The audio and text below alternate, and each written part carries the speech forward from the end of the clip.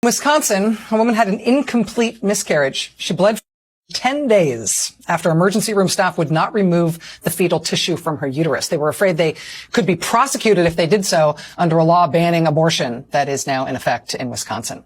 Doctors at a hospital in Michigan found themselves treating a woman from out of state. She had had to cross state lines to get care for a life-threatening ectopic pregnancy. An ectopic pregnancy is never viable.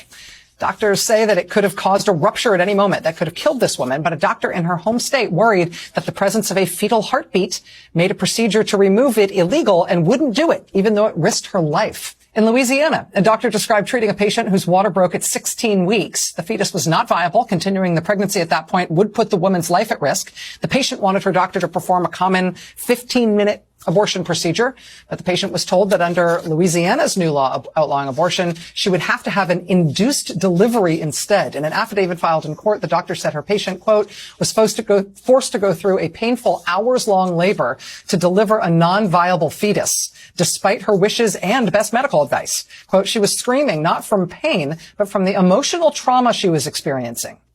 And then she hemorrhaged nearly a liter of blood. The doctor said, quote, there is absolutely no medical basis for my patient or any other patient in the state to experience anything like this. This was the first time in my 15-year career I could not give a patient the care they needed. This is a travesty.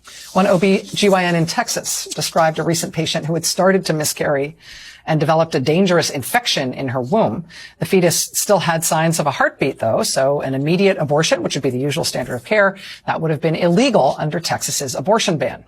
The doctor said, quote, we physically watched her get sicker and sicker and sicker until the fetal heartbeat stopped the next day, and then we could intervene. The patient developed complications, required surgery, lost multiple liters of blood, and had to be put on a breathing machine, all because we were essentially 24 hours behind. Those are just a handful of the stories that doctors have been willing to put on the record about the practical consequences all over the country of the Supreme Court overturning the right to an abortion. It is not theoretical. It is happening now.